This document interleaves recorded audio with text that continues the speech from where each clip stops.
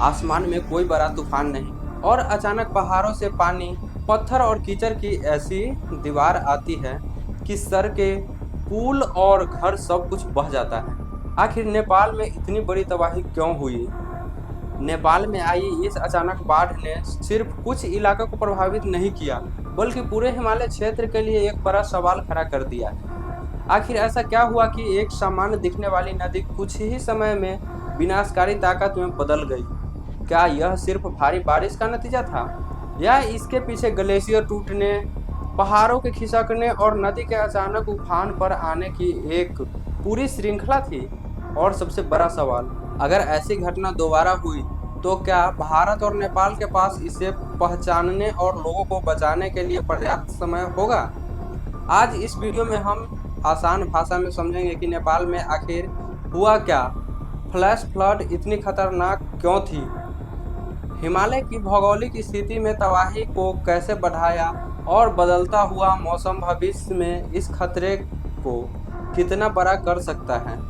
सबसे पहले पूरी घटना को समझते हैं। नेपाल का उत्तरी हिस्सा हिमालय से घिरा हुआ है। यह इलाका बेहद ऊंचे पहाड़ों, बर्फीली ग्लेशियरों और सकरी घाटियों और तेज बहने वाली नदियों से बना है। इसी क्षेत्र में 26 अगस्त 2026 को एक बेहद गंभीर घटना सामने आई। प्रारंभिक जानकारी के अनुसार नेपाल तिब्बत सीमा के पास ऊंचाई वाले इलाकों में ग्लेशियर और चट्टानों का एक बड़ा हिस्सा अचानक नीचे की ओर खिसक गया। यानी पहाड़ के ऊपरी हिस्से से बर्फ, पत्थर और मलबे का एक विशाल हिस्सा नीचे आया, और जब यह मलबा नदी के रास्ते में पहुंचा तो पूरी स्थिति तेजी से बदल गई। इसे एक श्रृंखला की तरह समझिए। ग्लेशियर और चट्टानों का टूटना, नदी का रास्ता बाधित होना, पानी और मलबे का जमा होना, अचानक पानी का निकलना, तेज फ्लैश फ्लड, भारी तबाही, यही इस घटना को सामान्य बाढ़ से अलग बनाता है। यह सिर्फ पानी नहीं था, इस पानी के साथ साथ बड़े बड़े पत्थर, मिट्टी, बर्फ, पेड़ और निर्माण का मलबा भी बह रहा था। और जब इतना भारी मलबा तेज गति से नीचे आता है तो उसके सामने आने वाली चीज़ों को बचाने की संभावना बहुत कम हो जाती है। अब सवाल है कि ग्लेशियर और पहाड़ का हिस्सा अचानक टूटता ही क्यों है? ग्लेशियर को हम अक्सर पहाड़ पर जमी हुई बर्फ का एक स्थिर पहाड़ समझते हैं, लेकिन वास्तव में ग्लेशियर लगातार बदलते रहते हैं। वे धीरे धीरे आगे बढ़ते हैं, पिघलते हैं और उसका आकार भी बदलता रहता है। तापमान बढ़ने से बर्फ पिघलने की प्रक्रिया तेज हो सकती है। कुछ जगहों पर ग्लेशियर पीछे हटते हैं, कहीं बर्फ की मोटाई कम होती है, और कुछ परिस्थिति में ग्लेशियर के आसपास की चट्टानों और बर्फ की स्थिर हो सकती है। हालांकि एक बात समझना बहुत जरूरी है, हर ग्लेशियर के टूटने की घटना को सीधे जलवायु परिवर्तन का परिणाम कहना सही नहीं होगा। किसी विशेष घटना के पीछे स्थानीय भौगोलिक परिस्थितियाँ, चट्टानों की कमजोरी, तापमान, पानी का दबाव और कई दूसरे कारण भी हो सकते हैं। लेकिन व्यापक स्तर पर वैज्ञानिकों की चिंता यह है कि गर्म होता हिमालय ग्लेशियर और पहाड़ी इलाकों की स्थिरता को प्रभावित कर रहा है, और यही भविष्य के लिए चिंता का कारण है। एक सकरी पहाड़ी नदी सामान्य गति से बह रही है। अचानक उसके रास्ते में हजारों टन बर्फ, चट्टान और मिट्टी गिर जाता है। नदी का रास्ता कुछ समय के लिए रुक सकता है, इसके पीछे पानी जमा होने लगता है। अब दो चीज हो सकती है, या तो यह मलबे का अवरोध धीरे धीरे टूटेगा और पानी सामान्य तरीके से आगे चला जाएगा, या फिर अचानक यह अवरोध टूट जाएगा, और अगर दूसरी स्थिति आई है तो नीचे की ओर पानी का बहाव तेज हो सकता है। इसी तरह का अचानक आने वाली बाढ़ को हम फ्लैश फ्लड कहते हैं। सामान्य बाढ़ में पानी का स्तर धीरे धीरे बढ़ सकता है, लेकिन फ्लैश फ्लड में हालात कुछ ही मिनटों में पूरी तरह बदल सकते हैं। आपके पास तैयारी करने का समय बहुत कम होता है, और हिमालय जैसी सकरी घाटियों में यह खतरा और भी ज़्यादा बढ़ जाता है। यहाँ नेपाल की भौगोलिक स्थिति सबसे महत्वपूर्ण भूमिका निभाती है। नेपाल में दुनिया की सबसे ऊंची पर्वत श्रृंखलाओं में से एक हिमालय मौजूद है। यहाँ पहाड़ बहुत खड़े हैं, घाटियाँ बेहद सकरी है, और नदियाँ कई जगह गहरी घाटियों के बीच से होकर गुजरती है।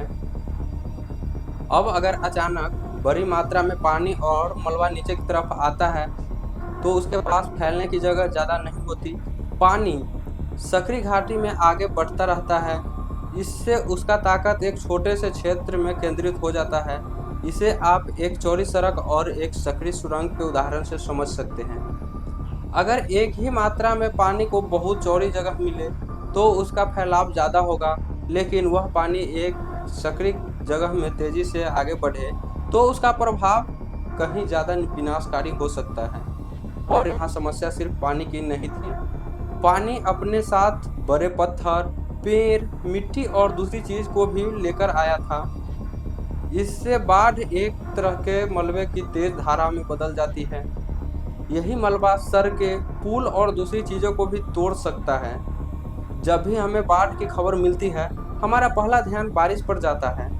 और नेपाल में मानसून के दौरान भारी बारिश निश्चित रूप से बाढ़ और भूस्खलन का बड़ा कारण होती है।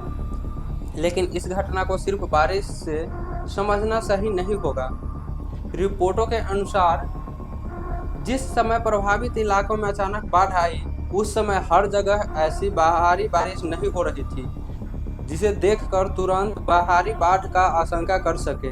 यही इस घटना को और खतरनाक बनाता है, क्योंकि अगर बारिश लगातार हो रही हो तो लोग नदी का जलस्तर बढ़ता हुआ देख सकते हैं, लेकिन अगर खतरा पहाड़ों के ऊपरी कहीं दूर पैदा हुआ हो और अचानक पानी नीचे की तरफ आए तो स्थानीय लोगों को बहुत कम समय में प्रतिक्रिया देनी पड़ती है।